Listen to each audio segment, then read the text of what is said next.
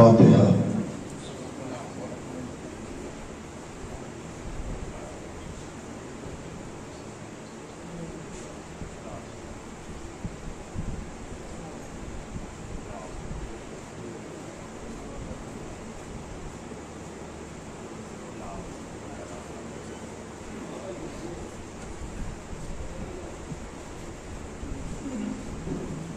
حضرات ایک مرتبہ سورہ الحمد اور 3 مرتبہ سورہ اخلاص کی تلاوت فرما کر مرحوم مغفور جناب نعیم الحسنین ثابت کو سمجھا۔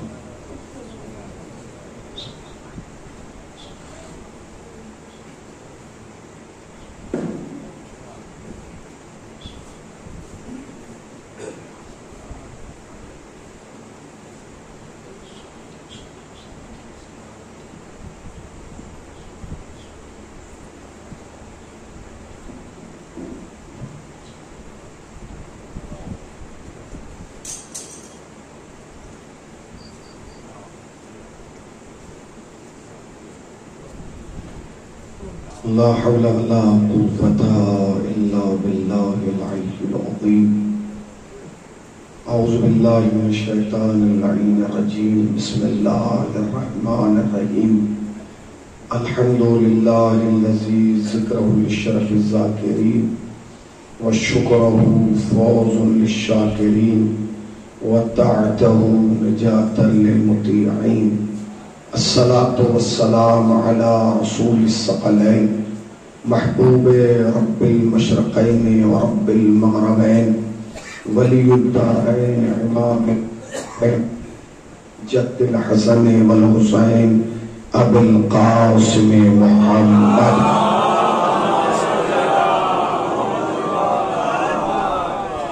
اما بعد فقد قال الله سبحانه تبارك وتعالى وقوله الحق، بسم اللہ الرحمن الرحیم، فاسألوا اہل الذکر ان کنتم لا تعلمون۔ صلوات پڑھتے ہیں پر محمد۔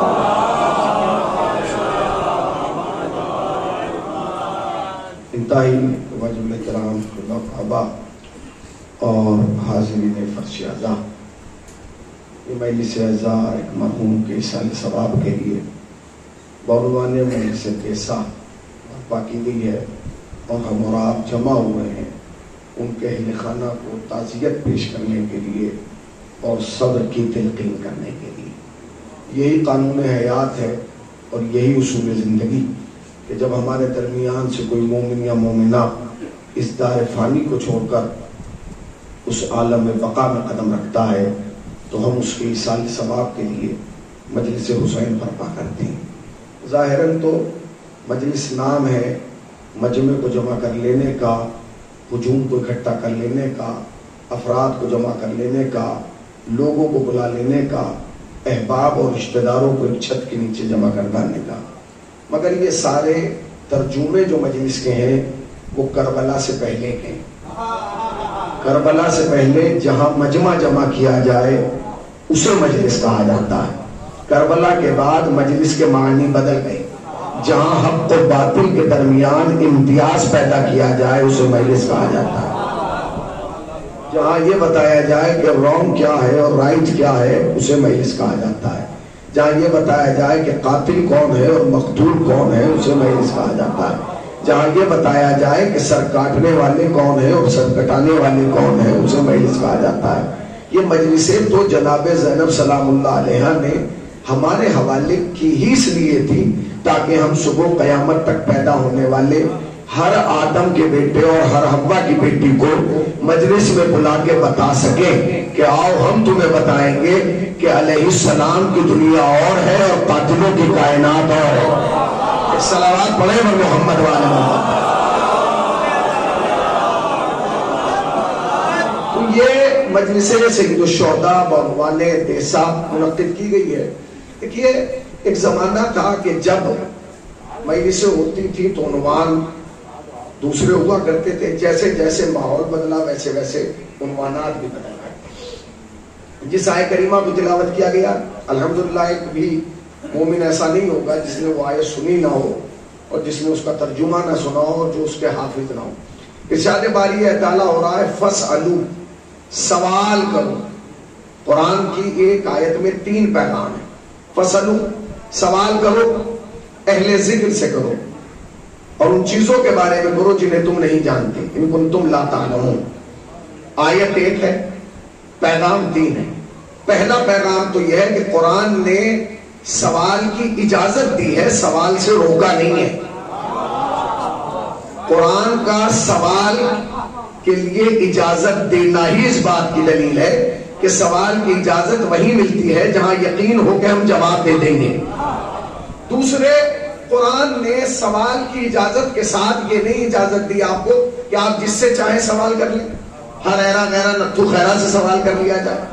قرآن نے ایک گھر دکھایا ہے، ایک دروازہ دکھایا ہے، کچھ شخصیتوں کی طرف اشارہ کیا ہے. قرآن نے کہا جب بھی سوال کرنا اہل ذکر سے کرنا.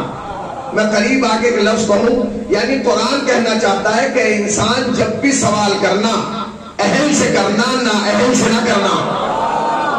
اس لیے کہ نہ اہل سے سوال کرنا سوال کی بھی توہین ہے، سائل کی بھی توہین ہے. تو پہلے سوال کرنا ہے، پھر اہل ذکر سے کرنا ہے. اس کے بعد قرآن نے قید لگائی ان کنتم لا تعلمون. سوال جب بھی کرنا اس چیز کے بارے میں کرنا جسے تم نہیں جانتے. اس کا مطلب یہ ہے کہ قرآن مزاج انسانی کو جانتا تھا. قرآن نے یہ قید اسی لیے لگائی کہ جب بھی سوال کرنا اس چیز کے بارے میں کرنا جسے تم نہیں جانتے. یعنی جب بھی انسان سوال کرے اپنا علم بڑھانے کے لیے کرے، دوسرے کا علم ناپنے کے لیے نہ کرے.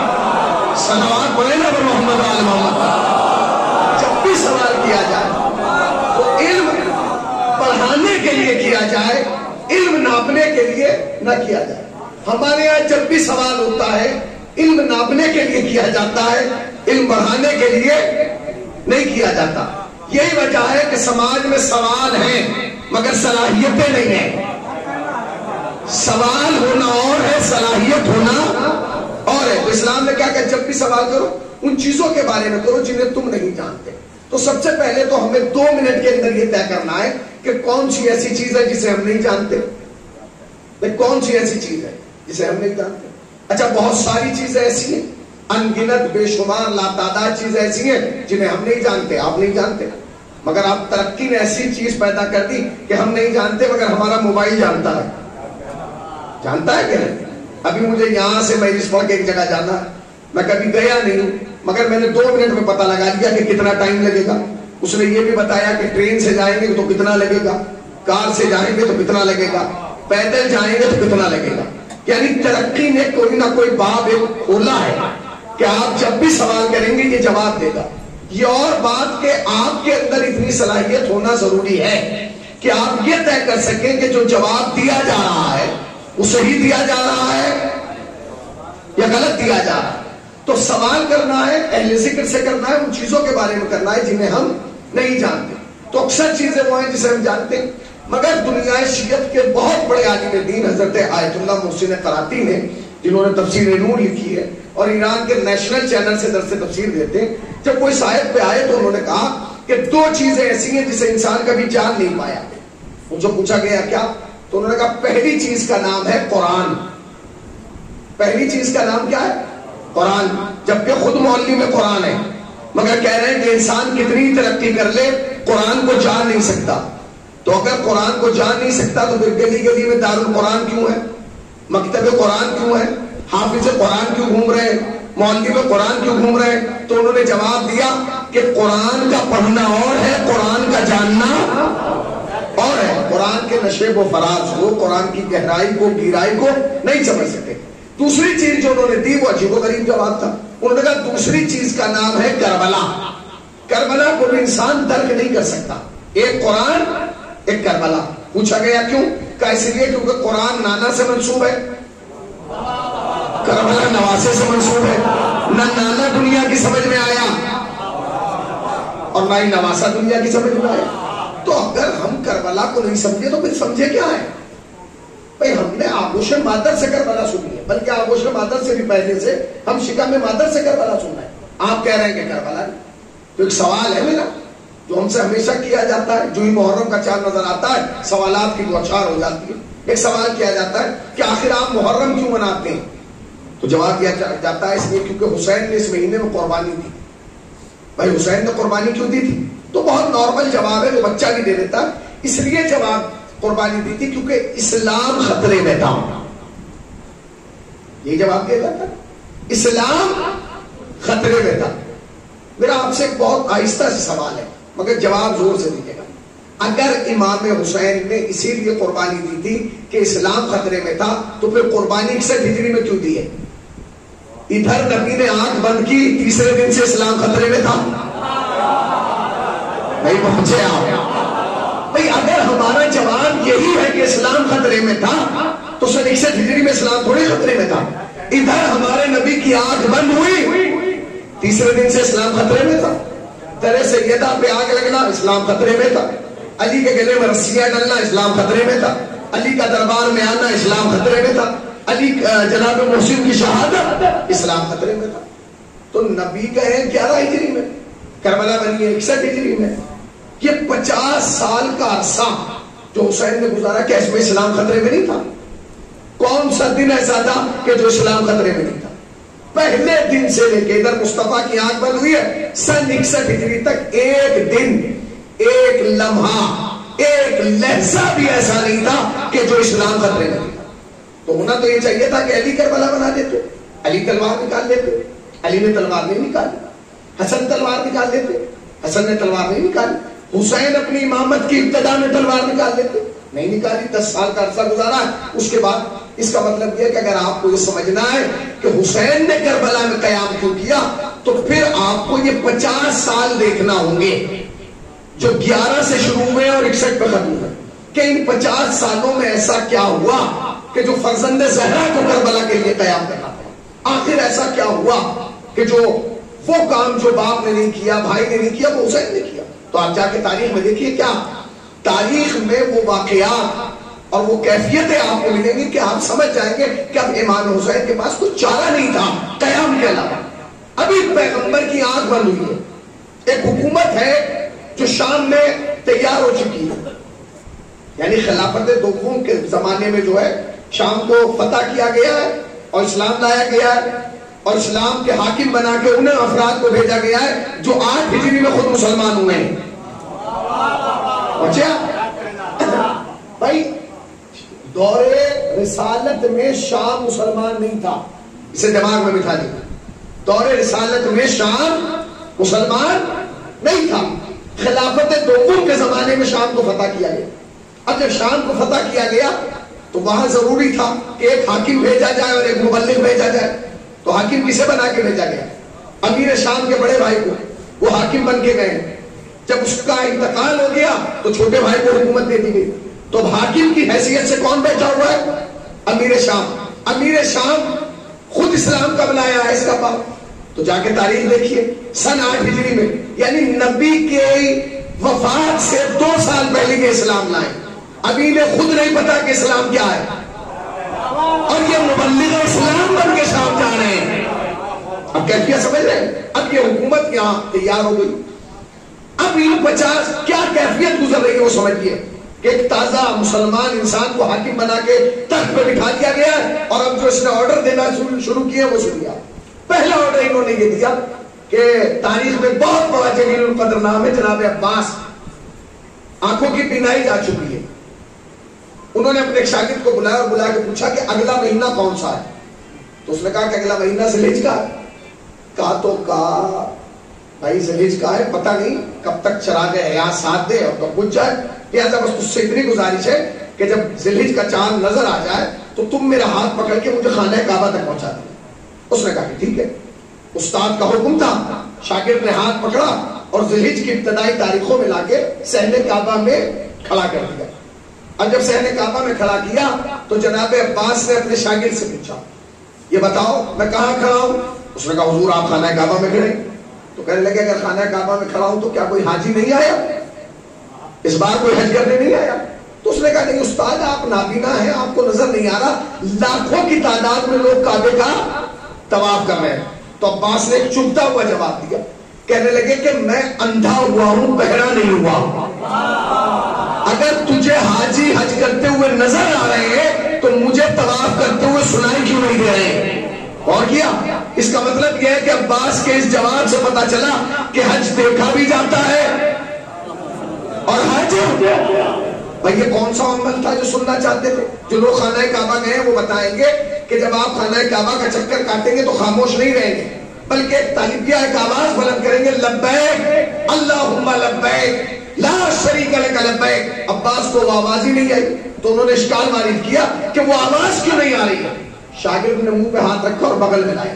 استاد اب وہ آواز نہیں آئی تو کیوں نہیں آئے گی؟ اس لیے کہ بس ختم ہو گئی. تو کیا شریعت مصطفیٰ بدل گئی؟ کہیں شریعت نہیں بدلی ہے حکومت بدلی ہے. کیا ہوا کیا؟ یہ پہنچے آپ. شریعت نہیں بدلی ہے حکومت کا ہوا کیا؟ کہا شام کے بادشاہ نے حکم دیا ہے کہ جسے بھی حج کرنا ہے وہ چپ چاپ کرے, خانہ کعبہ کے صحن میں کوئی شور و غل نہ مچائے. انہوں نے کہا واہ ابھی تو مصطفیٰ کا کفن بھی میلا نہیں ہوا اور انہوں نے شریعت کو بدل دیا. ذرا مجھے خانہ کعبہ کے قریب لے کے چلو. شاگرد نے ہاتھ پکڑا اور خانہ کعبہ کے قریب لائے. عباس نے دونوں ہاتھوں کو بلند کر کے کہا لبیک اللہم لبیک لا شریک لک لبیک. طواف کرتے ہوئے حاجیوں نے عباس کو دیکھا, ایک دوسرے کے کوہنیاں مارنا شروع کی اور مار کے کہنے لگے جب یہ صحابی ہو کے بادشاہ کی نہیں مانتا, اور کیجئے گا, جب یہ صحابی ہو کے نہیں مانتا ہم امتی ہو کے کیوں مانے؟ اور لوگوں نے عباس کی آواز میں آواز ملانا. اگر جملہ کہوں اگر اس روز نبی کا صحابی آواز بلند نہ کرتا تو 2021 میں بھی حج خاموش ہوتا. صلوات پڑھیں گے محمد محمد. اگر اس روز نبی کا صحابی آواز بلند نہ کرتا تو آج بھی حج خاموش ہوتا. تو پہلا کام جو ہوا پیغمبر اسلام کے بعد جو شام کے حاکم نے کیا وہ یہ کیا کہ حج خاموش کر دیا گیا. یعنی اللہ کے گھر میں اللہ کی لبیک بند کر دی گئی. پہلا کام حاکم شام نے جو حکم دیا وہ یہ دیا کہ اللہ کے گھر میں اللہ کی لبیک بند کرا دی. دوسرا کام کیا ہوا؟ نبی کے ایک صحابی ہیں عبد الرحمن, انہیں لوگ نام سے جانتے شکل سے نہیں جانتے کہ یہ ہے. کیونکہ اس زمانے میں سوشل میڈیا کا تو زمانہ تھا نہیں کہ فیس بک پہ نام لکھ کے پتہ لگا لیں. یہ آئے شام میں, پیغمبر کے بعد شام آئے. اب جو یہ شام میں داخل ہونے لگے تو اب تو شہروں کے دروازے نہیں ہوتے, پرانے زمانے میں شہروں کے دروازے ہوتے. انہوں نے دیکھا کہ جو انٹری گیٹ ہے جس سے جانا ہے اس پہ 10 اونٹ کھڑے اور 10 اونٹوں کی حفاظت کے لیے 100 سپاہی نیزہ لے کے کھڑے. تو انہوں نے دیکھا تو انہیں اونٹ کی پشت خالی نظر آئی. تو انہوں نے ایک سپاہی کو بلا کے کہا یہ تم حفاظت کس کی کر رہے ہو؟ تو اس نے اشارے سے کہا کہ ان کی. تو جو ان کے ساتھ افراد تھے انہوں نے کہا ذرا دیکھ کے آؤ کہ اونٹ کس نسل کے ہیں کہ جو 10 اونٹوں کی حفاظت کے لیے 100 سپاہی کریں. آپ نے غور کیا؟ صحابی نے کہا جاؤ دیکھ کے آؤ کہ اونٹ کس نسل کے ہیں. اس کا مطلب یہ ہے کہ عربوں میں اونٹ بھی نسل دیکھ کے رکھے جاتے تھے. آپ پہنچے ہی نہیں. ہمیں افسوس تو اسی بات کا ہے کہ اونٹ تو نسل دیکھ کے رکھ رہے تھے, ممبر پہ بغیر نسل دیکھ کے بٹھا دیا. سلامت پڑھے گا محمد محمد.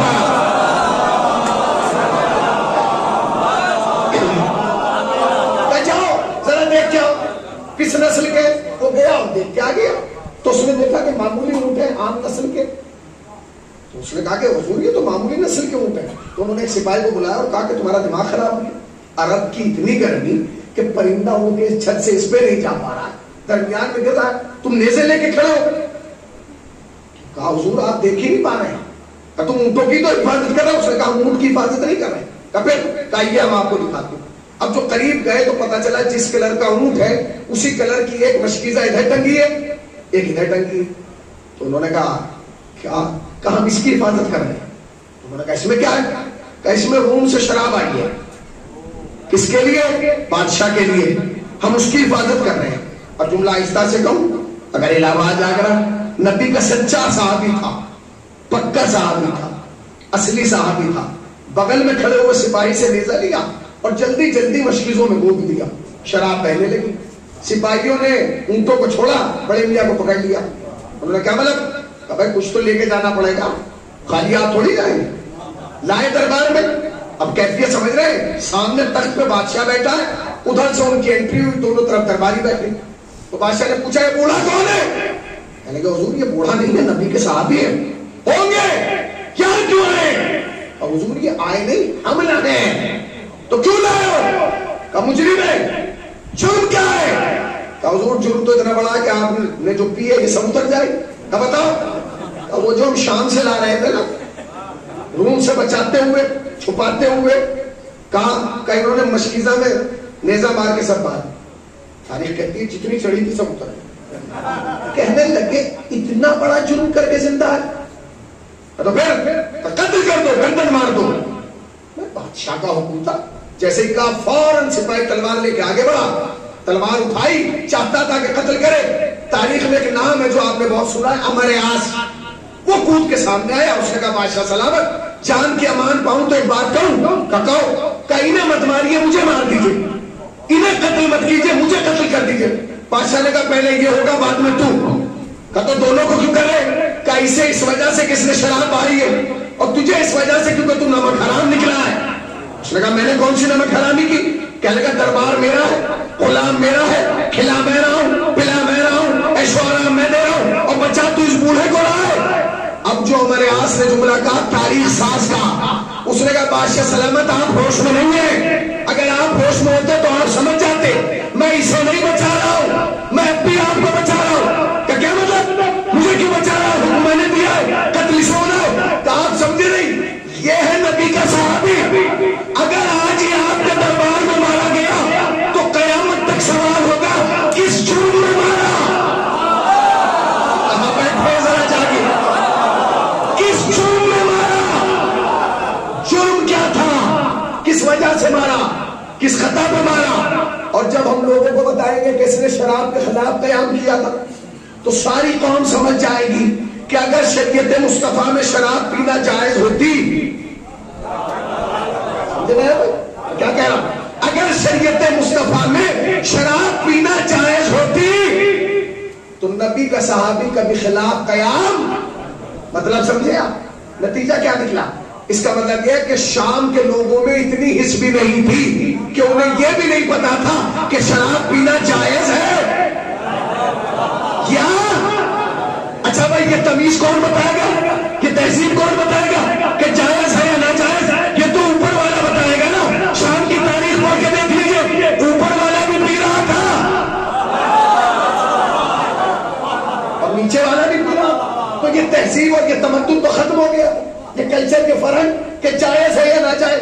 تو پیغمبر کے بعد جو دوسرا کام شام میں کیا گیا وہ یہ کہا گیا کہ حس ختم کر دی گئی کہ شراب جائز ہے یا ناجائز ہے. اب تیسرا کام سنیے، روح کانپ جائے گا.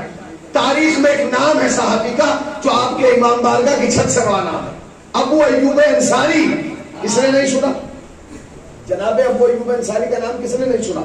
ابو ایوب انصاری وہ صحابی ہے جس کے لیے عالم اسلام میں ایک فضا بنی ہوئی ہے، ایک ریومر، کہ یہ اتنا بابرکت ہے کہ جس گھر میں بھی یہ قدم رکھ دے گا اس گھر سے برکت جائے گی نہیں، اس گھر میں نحوست آئے گی نہیں.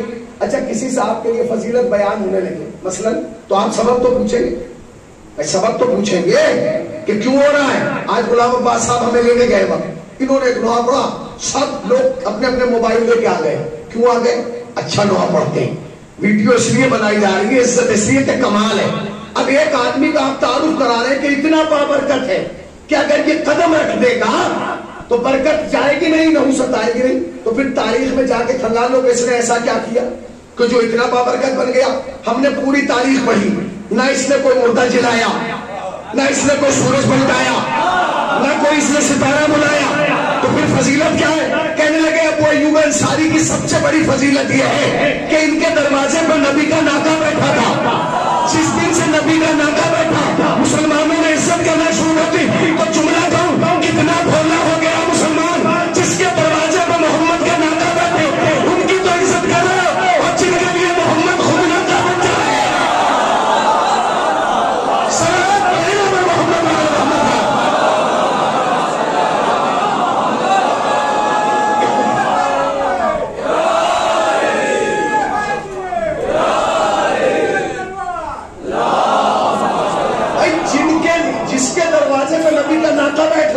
اس کی تو تم عزت کر رہے ہو، اور جن کے لیے نبی خود ناکا بن رہے.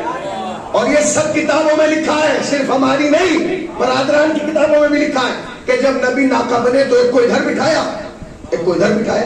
اب نکلے نبی شان سے نکلے، اس لیے کہ یہ کدھر ہے کدھر ہے. سامنے سے ایک صاحب آگے، انہیں بہت برا لگا، کہہ نہیں پائے، منہ بنایا بگاڑا.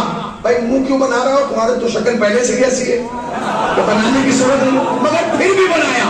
اور ایک جملہ کہا تاریخ ساتھ، کہنے لگا یا رسول اللہ سواری کا جواب نہیں ہے. تو نبی رکے، نبی خاموش ہے.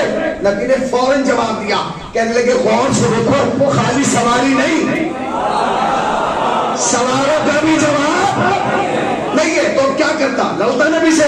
تو اس نے فوراً ایک جملہ کہا، یا نبی اللہ دونوں کو آپ نے اٹھا لیا، ایک بچے کو مجھے دے دے. اس نے نبی سے بچے کو مانگا. کیا نبی نے اس کے مانگنے میں بچہ دیا؟ بچہ نہیں دیا، مگر جواب دیا. نبی نے کہا پیچھے ہٹو، پھول جس پیڑ کے ہوتے ہیں اسی کی شاخ میں اچھے لگتے ہیں.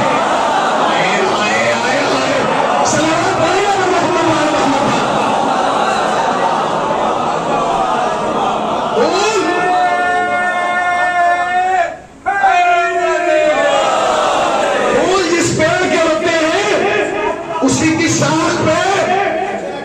اور ایک جملہ اپنی طرف سے کہہ دوں، نبی نے کہا ہوگا تجھے میں بچہ کیسے دے دوں، تیرا تو عالم یہ ہے کہ تیرے آنگن سے ایک ٹہنی لے کے میں نے اپنے آنگن میں لگا دی، وہ بھی باہر نکل گئی، نہیں پہنچے. سلام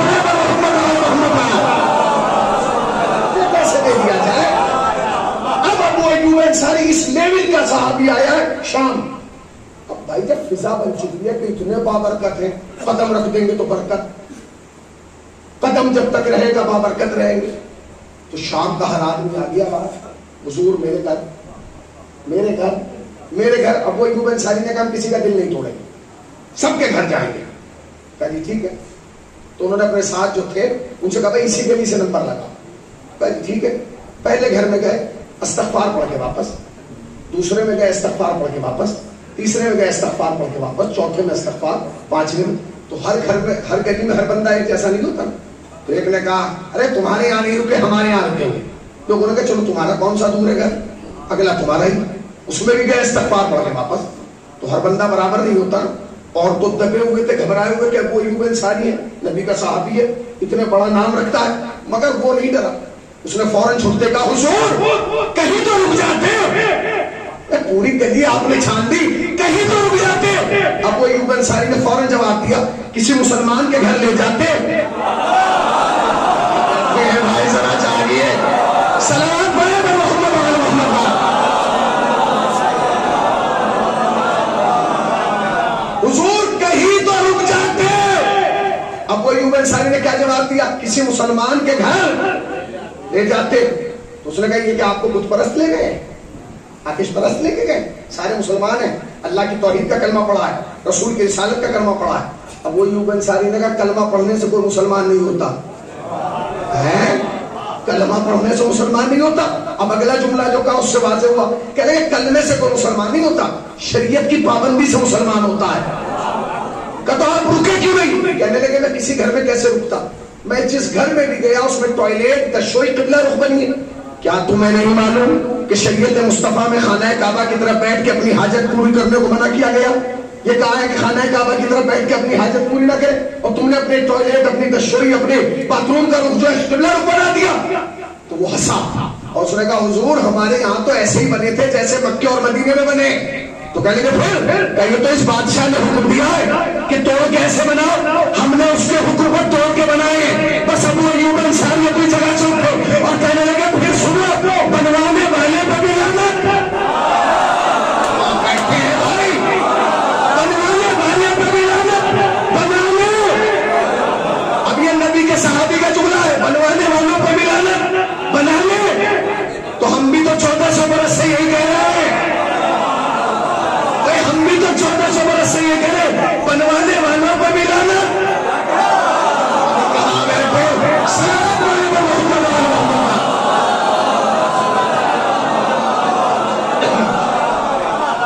ابھی نبی کو گئے ہوئے 50 سال نہیں ہوئے، یہ سب ہو گیا.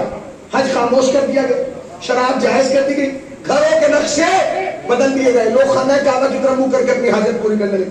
انہوں نے کہا جی شام میں سارے گھروں میں ایسا ہے، پھر کیا کریں؟ تو انہوں نے کہا ہم رکیں گے نہیں، ہم واپس جا رہے ہیں. انہوں نے کہا تو چاہیے، جب کوئی گھر ایسا ہے ہی نہیں. کہ جس میں آپ کو بٹھایا جا سکے, آپ کی پذیرائی کر سکے, آپ کی مہمان نوازی کر سکے, سب کے گھروں میں چلے. بادشاہ کو پتا چلا, اب وہ ایوب انصاری بغیر ملے جا رہے. انہوں نے کہا فوراً لے کے آؤ. کہا حضور اگر نہ ہے, کہا زندہ یا مردہ, صحابی یہاں چاہیے.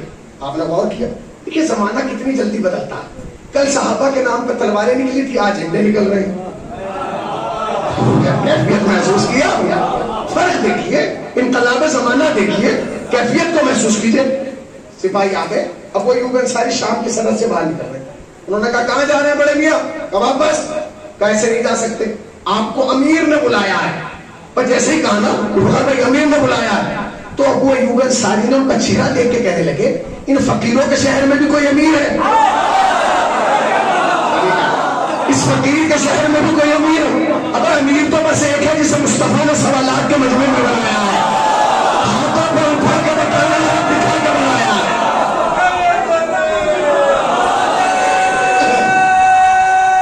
بکھر کے نہیں ملے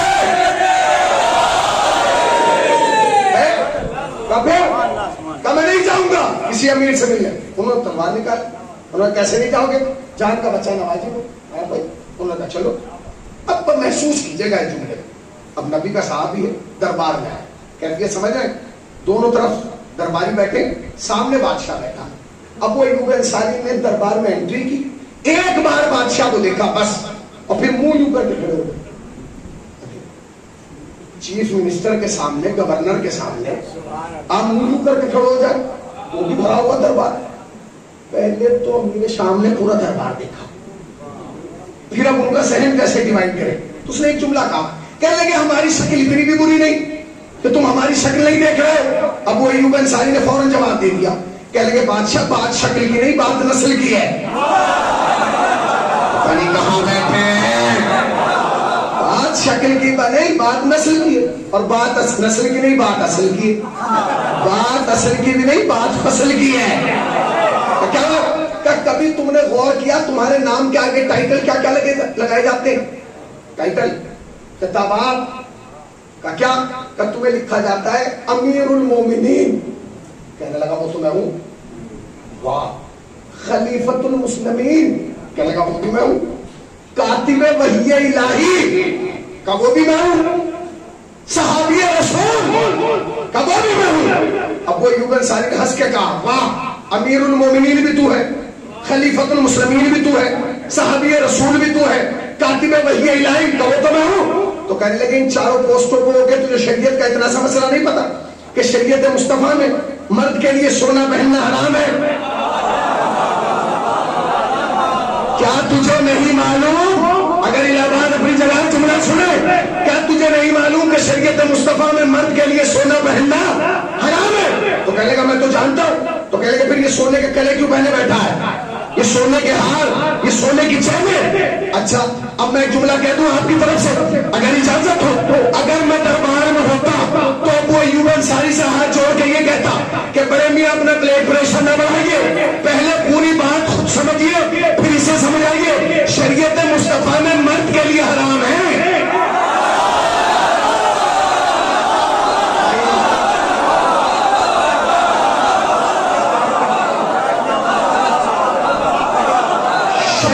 مصطفیٰ میں مرد کے لیے حرام ہے, اور خیبر کے بعد نبی نے مرد کی پہچان بدل دی. سلام محمد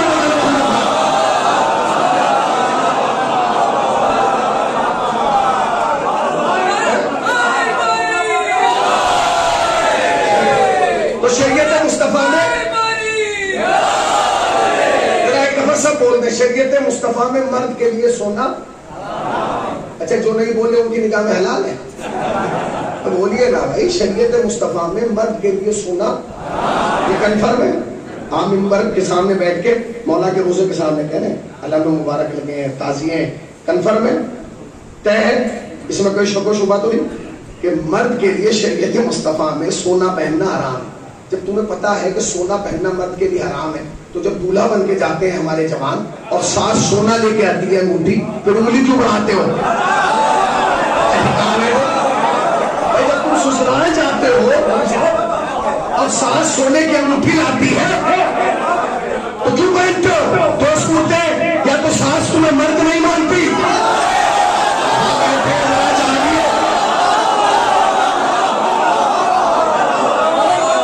یا تو ساس تمہیں مرد نہیں مانتی یا ساس شریعت نہیں جانتی.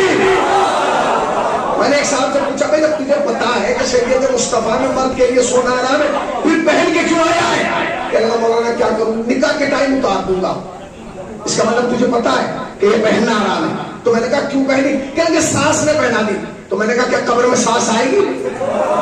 تو چپ ہو گیا. میں نے کہا چپ کیوں ہو رہا ہے, جواب دے. کہنے لگا جی پتہ نہیں. میں نے کہا کیسے پتہ نہیں؟ جہاں سانس نہیں آئے گی وہاں سانس آئے گی. صلوات پڑھے نا محمد وعلی محمد.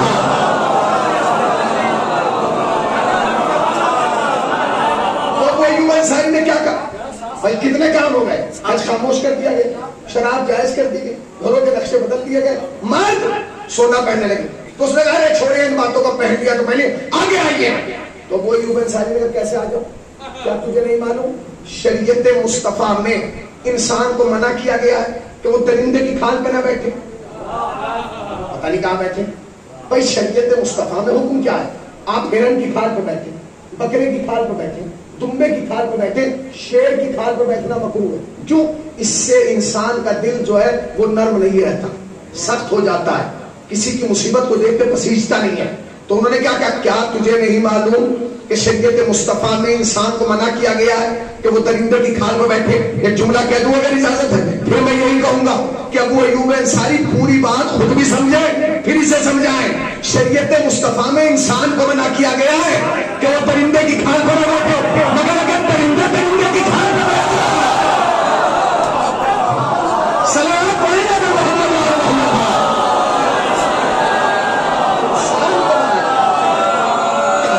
درندے کی کھال پہ نہ بیٹھے. مگر اگر درندے کی کھال پہ بیٹھے تو کتنے کام ہو گئے.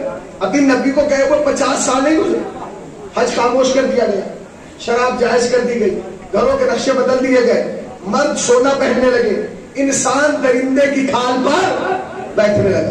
ایک دن ہمارے آس کو بادشاہ نے بلایا, اے بادشاہ نے کہا ادھر آؤ. تو آ گیا, غلام تھا, نوکر تھا, خادم تھا. کہنے لگے یہ دیکھو. یہ تو میں روز دیکھتا ہوں. کیا دیکھتے ہو؟ لشکر ہے, اسے کیا دیکھنا کہ میں روز دیکھتا ہوں جب یہاں سے گزرتا ہوں. کہنے لگے عام لشکر نہیں. اس نے کہا اس میں خاص کیا ہے؟ کہنے لگے یہ میں نے اپنے دل سے تیار کیا. اس نے کہا آپ کے دل سے کیا مراد ہے؟ کہنے لگے بھائی کچھ نہیں پتا زندگی کب دھوکہ دے جائے, کب شب حیات خاموش ہو جائے, لہٰذا بس چاہتا ہوں کہ زندگی میں علی سے ایک بار آر پار کی ہو جائے, آر پار کی ہو جائے. اس نے چہرہ دیکھ کے کہا کہ جی آپ کے جذبے کو سلام, پہلے آر کی کر لیجئے, آر کی تو بعد میں دیکھی جائے گی. کہنا کیا مطلب؟ کہ جتنا بڑا آپ نے لشکر تیار کیا, آپ جانتے ہیں علی جتنے بڑے بہادر ہیں, جری ہیں, اس سے کہیں بڑے خطیب ہیں. جب گھوڑے کی زین کے ممبر پہ بیٹھ کے علی ایک دفعہ کہیں گے نا تو یہ جتنے تم نے تیار کیے آدھے تو گھر جا کے رکیں گے, آدھے وہ ہیں جو وہیں بیٹھ جائیں گے, اور آدھے علی کے پاس جا کے کہیں گے مولا ہمیں تو پتہ ہی نہیں تھا کہ ہمیں بلایا کیوں, ہم تو غلطی میں آ گئے, ہمیں پتہ ہی نہیں. تو اس نے چہرہ دیکھ کے کہا کیا تم مجھے بے وقوف سمجھتے ہو؟ کیا تم مجھے بے وقوف سمجھتے ہو؟ اس نے کہا حضور سمجھنے کی کیا بات ہے, برسوں سے آپ کے ساتھ رہتا ہوں. سمجھنے کی کیا بات ہے, آپ کے ساتھ رہتا ہوں. کہا چھوڑو, علی چاہے جتنی لمبی تقریر کر لیں, نہ ان میں سے کوئی بھاگے گا نہ ڈرے گا, کچھ نہیں, یہی رہیں گے. اس نے کہا کیوں؟ ہاں اب کہ میں نے انہیں کرائے پہ نہیں بلایا, انہیں پالا ہے. کہنا کیا مطلب؟ کہنے لگا انہیں 6 مہینے سے مال حرام کھلا رہا, اور مجھے پتا ہے جس کے پیٹ میں حرام ہو اس کے حلق سے علی نہیں اترتا. کہاں رہتے ہیں بھائی, سلامت رہیے. جس کے شکم میں حرام ہو اس کے حلق سے علی, اور قریب آگے تو جس کے شکم میں حرام ہو اس کے حلق سے نہ فضائل علی اترتے, نہ کمالات علی اترتے, نہ معجزات علی اترتے, نہ شجاعت علی اترتی ہے, نہ سخاوت علی اترتی ہے, نہ طہارت علی اترتی ہے, کچھ نہیں, سب نہیں اتر جاتی. تو اس نے کہا کہ میں نے اب کے انہیں پالا ہے, انہیں اتنا کھلا دیا حرام, علی چاہے جتنی لمبی تقریر کر لیں, ان پہ اثر نہیں ہوگا. اچھا انہیں بولنے کا ہوگا تھا کیونکہ یہ ایڈوائزر تھے, انہوں نے فوراً رائے دی, کہنے کہ حضور ٹھیک ہے آپ نے انہیں پالا ہے, مگر اگر ان میں کوئی علی والا آ کے چھپ گیا اور اس نے میدان میں جانے سے پہلے انہیں علی کے قصے سنا دیے کہ علی ایسے لڑتے ہیں, ایسے شجاع, ایسے بہادر, ایسے اس انداز سے تلوار چلاتے ہیں, یہ یہیں سے نہیں جائیں گے, پھر آپ کیا کریں گے؟ کہنے لگے میں کیا کروں گا, یہ بات میرے دماغ میں آئی نہیں, میں نے سوچا ہی نہیں اس کا جواب کیا. تو پھر کہے تو تم نے رائے دی ہے, اب تم جاؤ اور ڈھونڈو کہ اس میں کون علی والا ہے کون میرا ہے. جو کھولے گا کوئی پھنسے گا. یہ چلے گئے, 3 دن بعد واپس آئے. بادشاہ نے پوچھا ہمارے ہاتھ سے کوئی علی والا ملا؟ اس نے کہا کوئی نہیں ملا. خوش ہو گیا, کہنے لگے اگر ہوتا تو ملتا, مگر ہمارے آس آگے کی چیز تھا. اس نے کہا حضور مجھے نہ ملنا اس بات کی دلیل نہیں ہے کہ نہیں ہے, مجھے نہ ملنا اس بات کی دلیل نہیں ہے کہ نہیں ہے. یا پھر کہ آپ ان علی والوں کو جانتے نہیں, یہ جب چاہتے ہیں تو نظر آتے ہیں.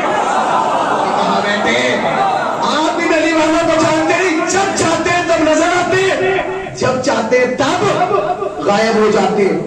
یہ بات میں نے سب سے پہلے 2000 میں پڑھی کہ علی والوں کی پہچان یہ جب چاہتے ہیں تب نظر آتے ہیں, جب چاہتے ہیں غائب ہو جاتے ہیں. آپ یقین جانے اس دن سے میں سوچ رہا تھا بھائی غائب کیسے ہوتے ہیں, یہ علی والا غائب کیسے ہوتا ہے, ہمیں نہیں پتا چلا. مگر جب حزب اللہ کی 33 دن کی جنگ ہوئی نا اسرائیل سے, اور امریکہ کے ایک جنرل کرنل سے سوال کیا گیا کہ تم تو اتنے تھے, وہ اتنے سے تھے, ان اتنوں سے تمہیں اتنا مارا اور تم اتنے ہوتا میں مار نہ سکے, تو اس نے یہی جواب دیا مارتے کیسے, جب وہ آتے تھے تو نظر آتے تھے, جب ہم جاتے تھے غائب ہو جاتے تھے. سلام علیکم محمد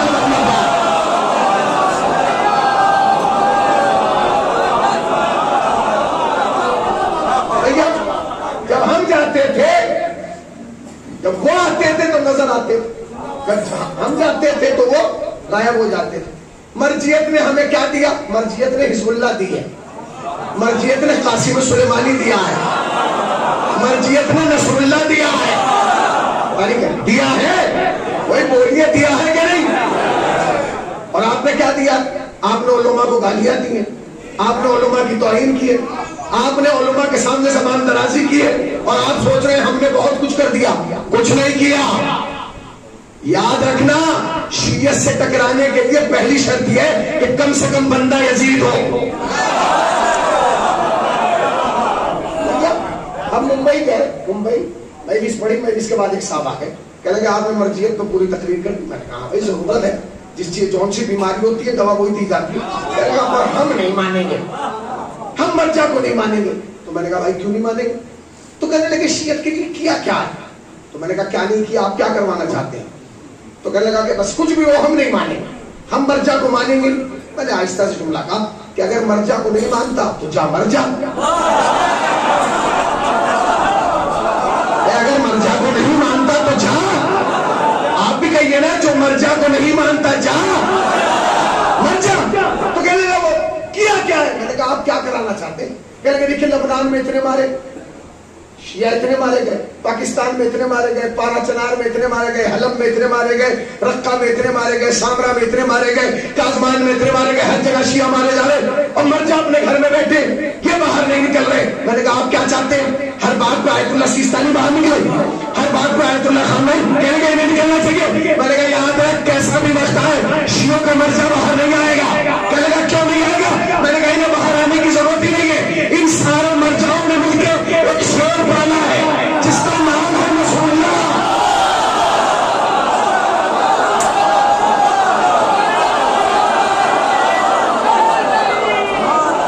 سارے مرجعوں نے مل کے ایک شعور پالا ہے جس کا نام ہے, مل کے بولیے نا, جس کا نام ہے.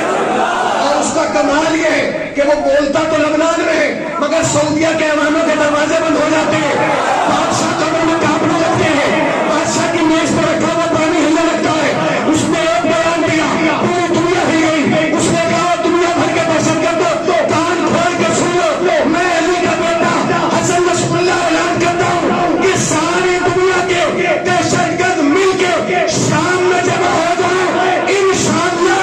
اگر میں نے خیبر یاد نہ دلا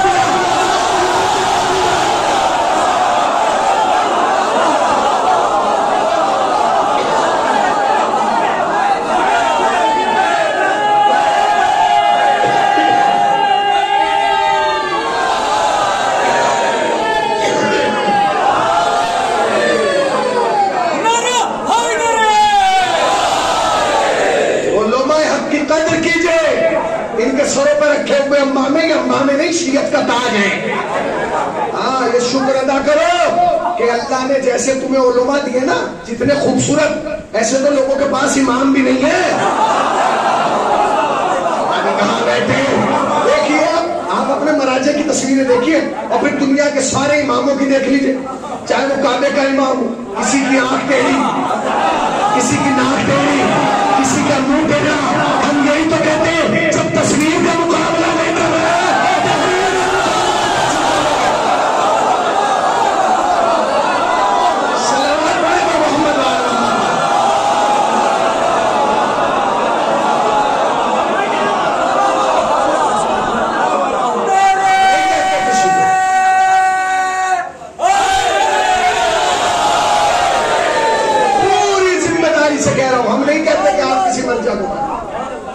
میں ممبر سے کہہ رہا ہوں، آپ اسے ریکارڈ کر لیجیے، ہم نہیں کہتے کسی کو کہ مرجع کو مان. ہزاروں نہیں مانتے، تم بھی نہ مانو. ہندو نہیں مانتے، بت پرست نہیں مانتے، سکھ نہیں مانتے، عیسائی نہیں مانتے. ہم کہتے کسی کو مان، تم بھی نہ مانو. مگر ہمارے مراجع کو گالی نہ دو، برا نہ کہو، اس لیے کہ تم پر کوئی احسان ہو نہ ہو، ہم پہ بہت بڑا احسان ہے. ہمارے ابا کا جو نکاح پڑھا گیا ہے سیدھا انہی کی توضیح سے آیا ہے. صلوات پڑھے نا محمد علیہ.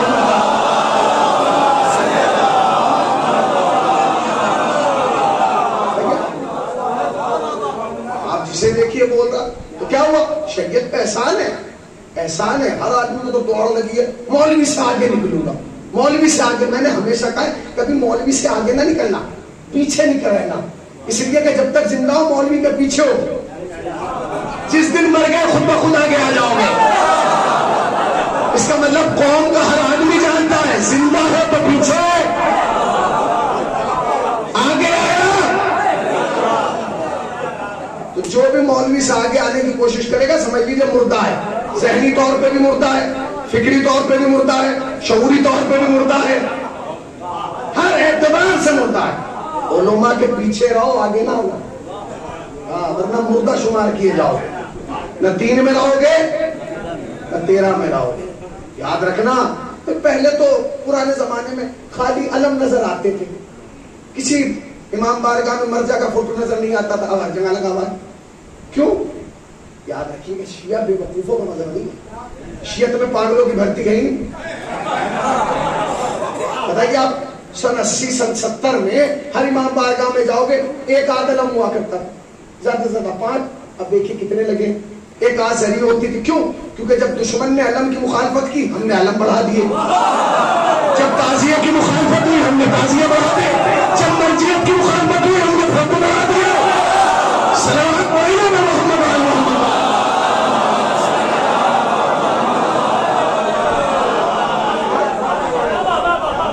تو وہ آئے، انہوں نے کہا کہ بھائی پتا کرو کون علی. اس نے کہا جی آپ جانتے ہیں یہ علی والوں کا مزاج ہے، جب چاہتے تب نظر آتے، جب چاہتے تب غائب ہو جاتے. کب ملا؟ کوئی نہیں ملا. اس نے کہا پھر کیسے پکڑا جائے گا؟ اس نے کہا ایک فارمولہ ملا، فارمولے سے پکڑا جائے گا کون علی والا ہے کون آپ. اس نے کہا بھائی فارمولہ بتاؤ. کہنے لگے فارمولہ یہ ہے کہ 3 دن آپ کے لشکر میں رہا، سارے بے چین ہیں اضطرابی کیفیت میں. اس نے کہا کیوں اضطرابی کیفیت میں؟ بہترین کھلا رہا ہوں، بہترین پلا رہا ہوں. انہوں نے کہا موت آ رہی ہے. لیکن موت اس لیے آ رہی ہے کیونکہ آپ نے کل کا اعلان کیا ہے کہ کل علی کے خلاف جائیں گے، کل قیام کریں گے، کل پوچھ کریں گے. کہا تو آپ کبھی نہیں اس بات کی موت ہے تو کیا علی سے ڈر رہے؟ کہا علی سے نہیں ڈر رہے. کل ہے بدھ، پرسوں ہے جمعہ. یہ اس ٹینشن میں ہے کہ اگر کل چلے گئے تو پرسوں کا کیا ہوگا. کہاں بیٹھے ہیں سمجھے ہی نہیں آپ. کل ہے بدھ، پرسوں ہے جمعہ. انہیں ٹینشن نہیں ہے بھائی کہ کل گئے تو پرسوں کا کیا ہوگا. تو بادشاہ نے کہا کچھ بھی نہیں ہوگا. یہ سوچ رہے ہیں جمعہ کیسے پڑھیں گے. تو کہنے لگا ایسا ہے ان سے کہو کہ یہیں رک جائیں جمعہ تک، جمعہ پڑھ کے چلیں گے. اس نے کہا ایسے علی والا نہیں پکڑا جائے گا.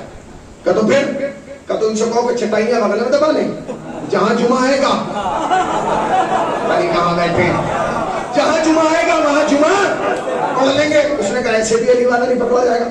اس نے کہا تو پھر فارمولہ کیا؟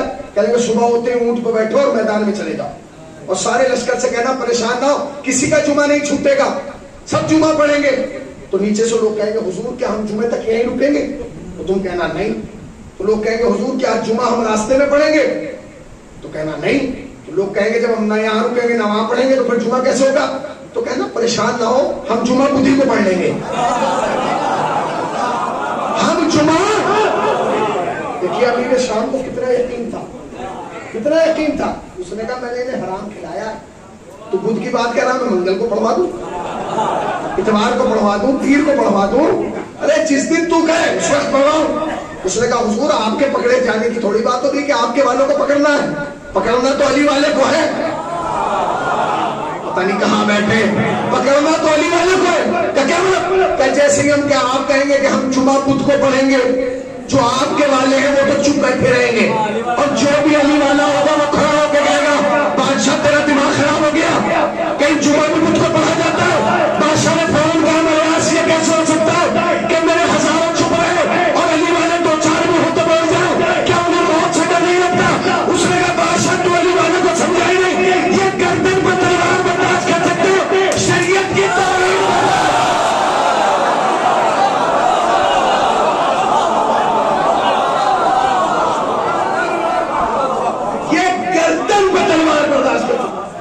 شریعت کی توہین. اب سمجھے؟ آپ سمجھے میں کیا کہہ رہا ہوں؟ ابھی آپ سمجھے ہی نہیں.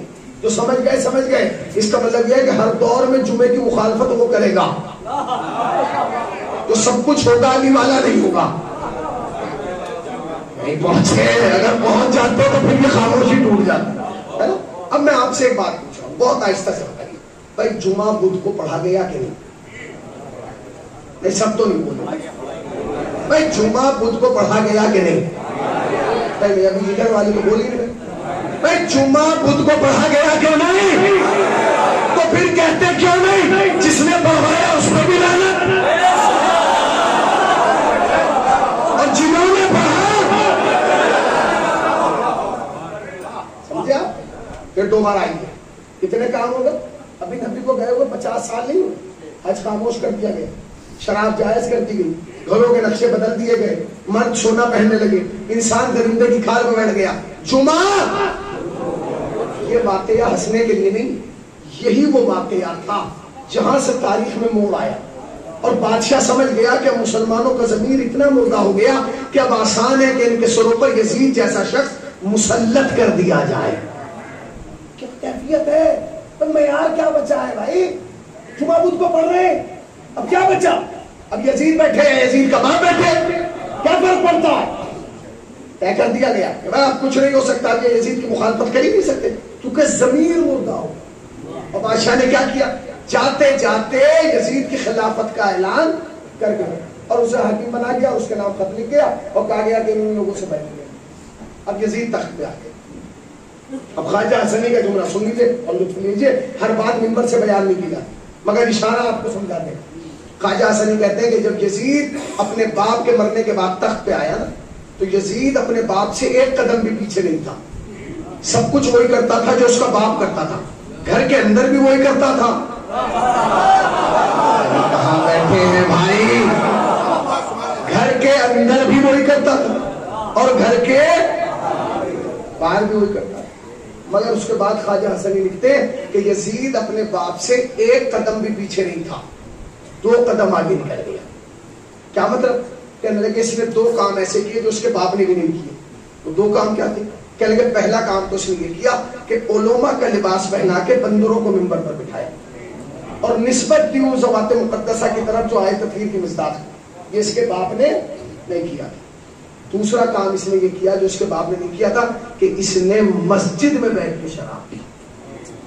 گراف سمجھ رہے ہیں؟ اسلام کا گراف سمجھ رہے ہیں کتنا گرا ہے؟ کیا کیفیت ہو گئی؟ حج خاموش کر دیا گیا، شراب جائز کر دی گئی، گھروں کے نقشے بدل دیے گئے، مرد سونا پہننے لگے، انسان درندے کی کھال پہ بیٹھ گیا، جمعہ بدھ کو پڑھا دیا گیا. حد ہو گئی. علماء کا لباس پہنا کے بندروں کو منبر پر بٹھایا، لوگ مسجد میں بیٹھ کے شراب پینے لگے. کیا آپ بھی حسین قیام نہ کرتے؟ کیا آپ بھی حسین پر قیام واجب نہیں تھا؟ یہ سارے کام علی کے زمانے میں نہیں، حسین کے زمانے میں، ساری تکمیل حسین کے زمانے. اب جب یہاں تک گراف گر گیا کہ لوگ مسجد میں بیٹھ کے شراب پینے لگے، اب حسین پر واجب تھا کہ حسین قیام. حسین اٹھے اور حسین نے قیام آ گئے. حسین کربلا میں آنے کے بعد حسین نے قیام کر دیا. کیا قیام کیا؟ چند گھنٹوں کی جنگ ہوئی. اس کا نتیجہ کیا نکلا؟ حسین کا سر نو کے نیزہ پہ آ گیا. اب لوگ کہتے ہیں حسین کی جنگ سے ہمیں کیا فائدہ ملا؟ حسین تیرے فائدے کے لیے کربلا آئے نہیں تھے، حسین ہمارے تمہارے فائدے کے لیے تھوڑی کربلا آئے تھے۔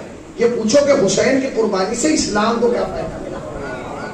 جانتے فائدہ کیا ملا؟ فائدہ جانتے کیا ملا؟ سنیے فائدہ کیا ملا بھائی، پوری توجہ بات ہے۔ فائدہ یہ ملا کہ اگر میں یہ پوچھوں کہ اس مجمع کے اندر 50 سال کے آدمی کتنے ہیں، ہاتھ اٹھائیے جو 50 سال کے ہیں، ماشاءاللہ جو 50 سال سے زیادہ کے وہ بھی ہاتھ اٹھائیں۔ غلام پاک بھائی آپ تو بھی جوان ہی ہیں، آپ نے ہاتھ کیوں اٹھا دیا؟ ٹھیک ہے نا، کہ 50 سال کے اللہ انہیں حیات طولانی دے ہمارے سو پر سایہ قائم ہے، انہیں حج و زیارات سے مشرف ہے۔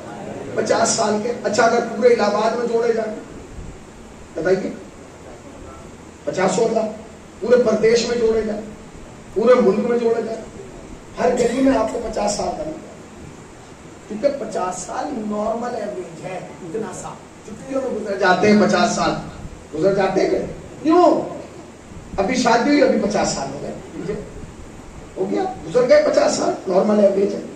اچھا 50 سال میں یہ سب کچھ ہوا ہے جو نارمل ایوریج ہے، جو میں نے آپ کو گنایا 11 سے 61 ہجری میں یہ سب کچھ ہو گیا جو 50 سال کا ایوریج۔ کربلا بنی ہے 61 ہجری میں، ہم بیٹھے 1443 ہجری، تقریباً کربلا کے بعد 1380 سال کے بعد ہم بیٹھے، کتنے؟ تقریباً 1380 سال ہو گئے کربلا کو بنے ہوئے۔ میں یہ پوچھوں پورے الہ آباد میں 1380 سال کا کوئی ہے؟ پورے پردیش میں ہو، پورے دیش میں ہو، آس پاس کے ملکوں میں ہو، پوری دنیا میں ہو، تو 1380 سال کا ملے گا؟ ملے گا؟ بولیے کیوں؟ اس لیے کہ 50 سال ہے، اتنے سے 1380 سال ہے۔ جانتے ہیں حسین کی قربانی کا فائدہ کیا ملا؟ سنیے کیا ملا۔ 50 سال میں دشمن میں اتنی طاقت تھی کہ اس نے جمعہ بدھ کو پڑھوا دیا۔ 50 سال میں دشمن میں اتنی طاقت تھی کہ اس نے جمعہ بدھ کو پڑھوا دیا، مگر کیا کربلا کے 1380 سال کے بعد کسی کے باپ میں دم ہے جو جمعہ کے بھی شان کو پڑھوا دے؟ بولیے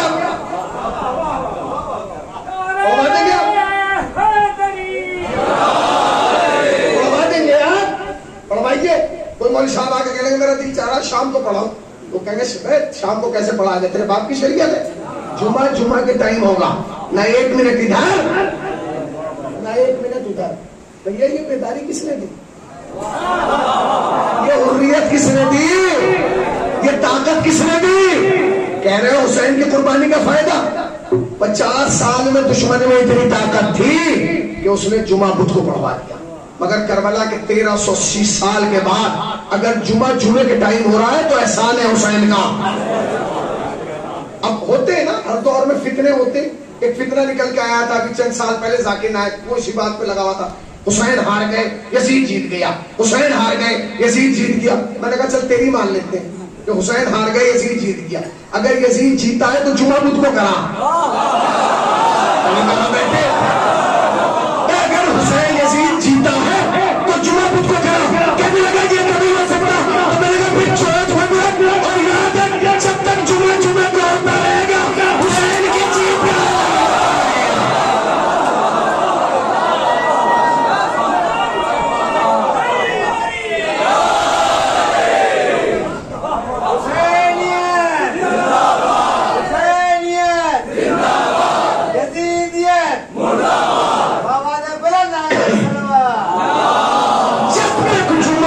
کو ہوتا رہے گا حسین کی جیت کا قربانی سے سنو گا، قربانی سے کیا ملا؟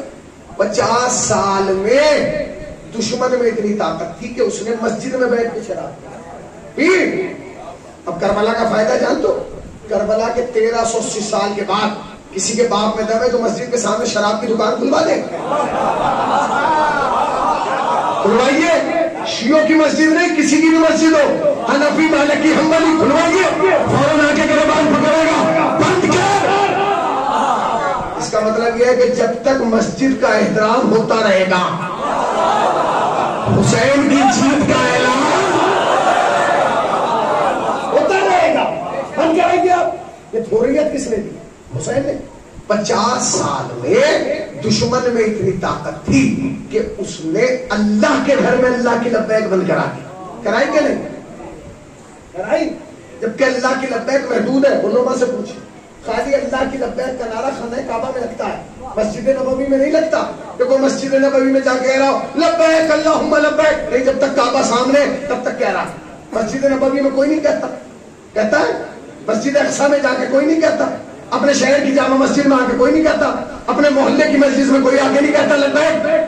اللہ کی لبیک محدود تھی, مگر حکومت میں اتنا دم تھا 50 سال کے کہ اس نے اللہ کے گھر میں اللہ کی لبیک بند کرا دی. کیا 1380 سال کے بعد کسی نے ماں نے وہ بیٹا پیدا کیا ہے جو حسین کی لبیک بند کرا دے؟ ذرا جاگیے. بھائی دشمن میں اتنا دم تھا کہ اس نے اللہ کی لبیک بند کرا دی. کیا 1380 سال کے بعد کسی کے باپ میں دم ہے جو لبیک یا حسین بند کرا دے؟ جبکہ اللہ کی لبیک محدود, حسین کی لبیک لا محدود. مجلس میں حسین کی لبیک, محفل میں حسین کی لبیک, خوشی میں حسین کی لبیک, غم میں حسین کی لبیک, شب داریوں میں حسین کی لبیک, جلوسوں میں حسین کی لبیک, بچپن میں حسین کی لبیک, جوانی میں حسین کی لبیک, بڑھاپے میں حسین کی لبیک, رسم میں حسین کی لبیک, بزم میں حسین کی لبیک, مرض میں حسین کی لبیک. اور اس لبیک یا حسین پہ ہمیں اتنا یقین ہے کہ آواز دے گا جب بھی ہمیں وقت کا حسین قبروں سے پکارے.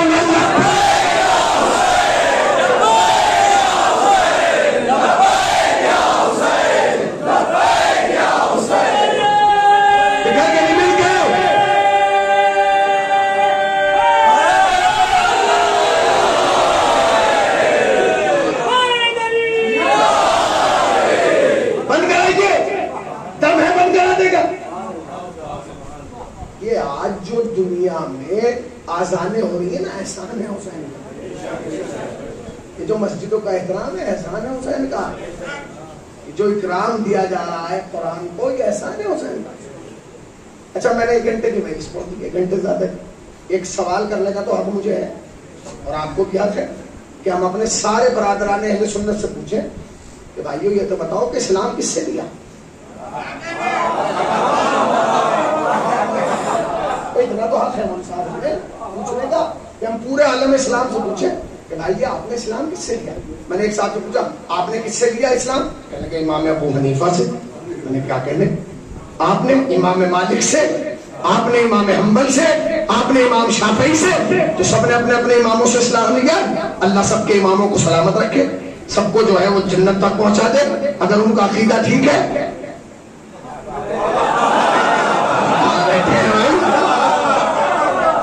سب نے سب کچھ جنتی کے لیے کیا ہے, تو سب نے اپنے اپنے اماموں سے لیا, مگر پیش تو وہی ہے, بات تو واضح ہوئی نہیں. آپ کہہ رہے ہیں ہم نے اسلام امام مالک سے لیا, امام حنبل سے لیا, امام شافعی سے لیا, امام فلاں سے لیا. وہ لوگ آپ کو بیٹھے ہیں, ان سے پوچھئے, کتابیں ہیں الہ آباد میں لائبریری ہے, جا کے دیکھ لیجئے. یہ چاروں امام کربلا کے ٹائم تھے ہی نہیں, چاروں کربلا کے بعد پیدا ہوئے. نہ شافعی تھے نہ حنبلی, کوئی نہیں تھا. کربلا میں خالی 2 اسلام, ایک حسین والا ایک یزید والا. آپ نے کس سے لیا؟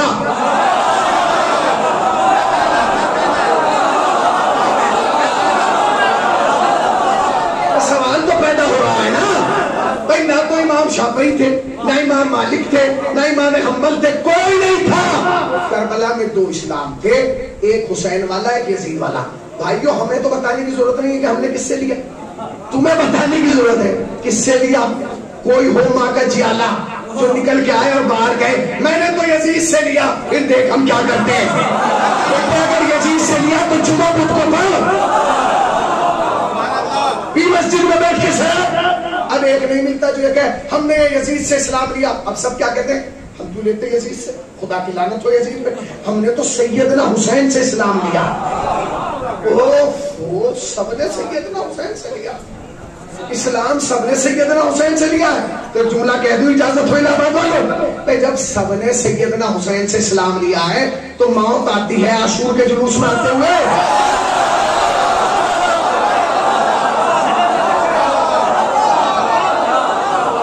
جب سب نے سیدنا حسین سے اسلام لیا ہے تو موت آ رہی ہے عاشور کے جلوس میں آتے. وہ ہم نہیں آ سکتے. کیوں نہیں آ سکتے؟ کیونکہ ہم ماتم نہیں کر سکتے. تو تمہیں ماتم کرنے بلا کون رہا ہے؟ ماتم کرنے تمہیں کوئی نہیں بلا رہا. اور یہ شریعت کی تاریخ ہے,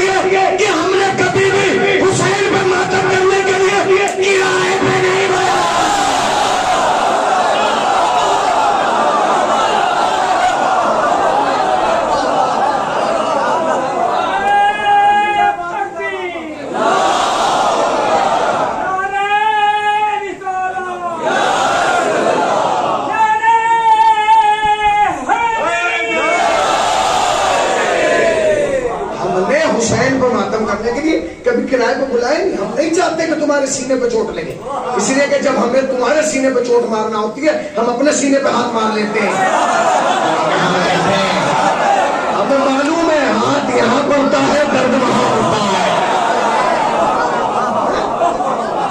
آؤ مجلسوں میں، آؤ جلوسوں میں، آؤ تعزیہ داری میں، تمہیں ماتم کرنے کوئی نہیں بلا رہا، تم ہماری بغل میں کھڑے ہو، اور جب ہم سینے پہ ہاتھ مار کے گئے ہائے حسین، تو تم کہنا دنیا والوں دیکھ لو میں حسینی پہلے ہوں حنفی بعد میں ہوں، حسینی پہلے ہوں مالکی بعد میں ہوں، حسینی پہلے ہوں شافعی بعد میں ہوں. یاد رکھنا آج مسجد کی مینار کسی کی بھی ہو، اگر اللہ اکبر کی آواز آ رہی ہے احسان ہے حسین کا اکبر کا. غلط کہہ رہا ہوں؟ جو مناروں سے اللہ اکبر کی آواز ہے کس کا احسان ہے؟ حسین کے اکبر کا احسان. اگر آج مسجدوں میں مصلی باقی ہیں احسان ہے زینب کی چادر کا. بھائی بہن نے اپنا گھر، اب ایک جملہ کہہ دوں، حسین نے اپنا سب کچھ لٹا کے خدا کا سب کچھ بچا دیا. کچھ حسین سب کچھ راہ خدا میں قربان. جو کچھ حسین کو خدا نے دیا تھا حسین نے سب کچھ خدا کی راہ میں قربان. اور بچایا کیا؟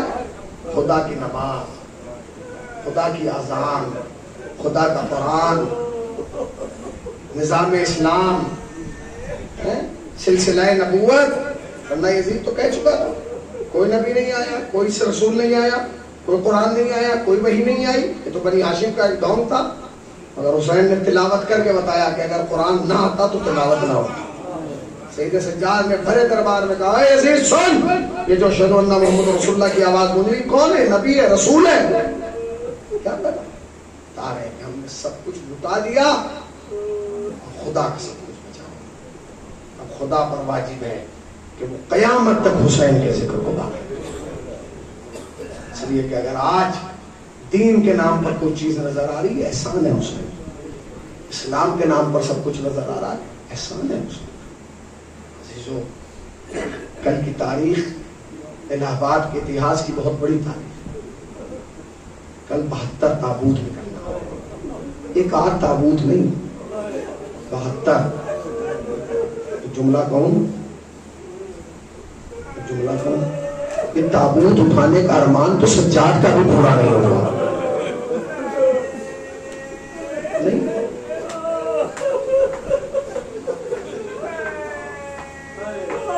زندان میں زینب نے سید سجاد کو تلاش کیا. کہیں سید سجاد نے آواز دے رہی سجاد سجاد، کہیں نہیں. اب جو قید خانے کے کونے میں آئے تو کیا دیکھا؟ سید سجاد سر جھکائے بیٹھے. کتنی سجاد میں نے تمہیں پورے قید خانے میں ڈھونڈ لیا اور تم یہاں بیٹھے. اب جو سید سجاد نے سر اٹھایا نا تو پوری داڑھی گرد آلود تھی، پوری داڑھی پہ مٹی لگی. اور کہتی ہے سید سجاد میرے لال تیری داڑھی پہ مٹی کہاں سے آئی ہے؟ کہاں سے آئی ہے؟ بس سجاد نے ایک جملہ کہا، کہتے ہیں اماں کربلا ہو کے آیا. یہ خاک کربلا ہے، یہ مٹی جو ہے وہ کربلا کی مٹی. میرے لال کربلا گیا تھا. کیوں گیا تھا؟ کہتے پھوپھی اماں لاشوں کو دفن کرانے گیا.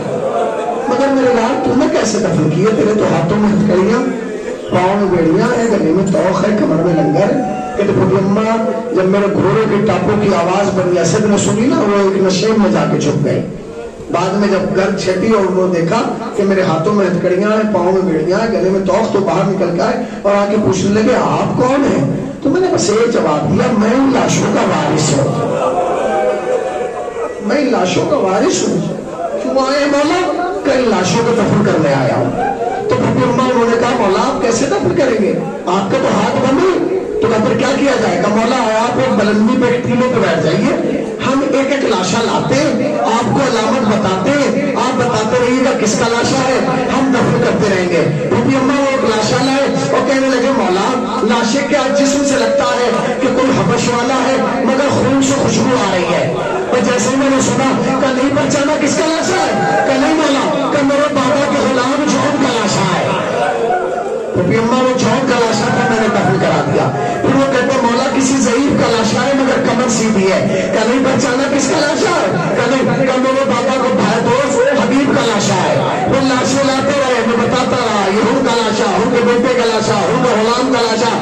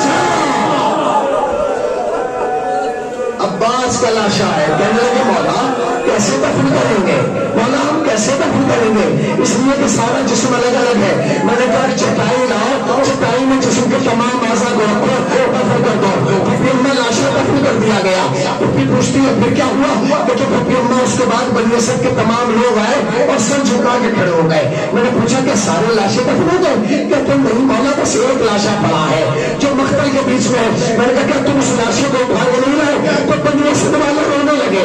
میں نے کہا رو کیوں رہے ہو؟ تو مولا ہم وہ لاشا اٹھا نہیں سکتے.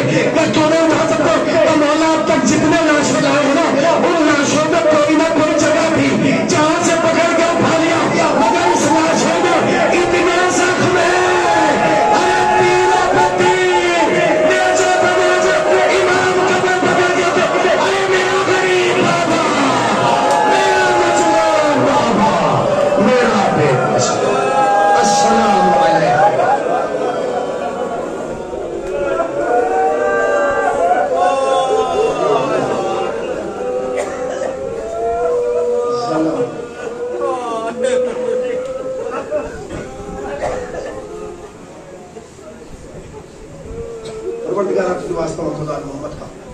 ہماری مختصر قلیل سی بات قبول فرما. سبب نجات تو شے آخرت قرار. خدایا جس مرحوم کے سال ثواب کے لیے میں سزا پاک کی گئی ہے فشار قلب تنہائی کی قلب خدمت کر سکے اس فرما. درجات کو بلند سے بلند تر فرما. جوان اہل بیت میں جگہ عنایت فرما. خدایا حاضرین کو سال کے اندر اندر زیارت کربلا محلہ سے میرے اللہ جو ایک بار جا چکا اسے 2 بار بلا لے، 2 بار جا چکا اسے بار بار بلا لے. آنکھ بند نہ ہو جب تک روضہ حسین کا دیدار نہ کر لیں. اے میرے اللہ تجھے واسطہ محمد وآل محمد کا، یہ جتنے فرش عطا پہ بیٹھے ہیں انہیں مانگنے کا طریقہ نہیں آتا، تجھے عطا کا سلیقہ آتا ہے. ان کی نیک دلی حاجات کو پورا فرما. ان کے اٹھے ہوئے ہاتھوں کو اپنے علاوہ کسی دوسرے کا محتاج قرار نہ دے. ان کے ہاتھوں پر اپنی رحمتیں، برکتیں، نعمتیں، مغفرت نازل فرما. خدایا اس ذکر کو ہماری نسلوں میں منتقل کر دے.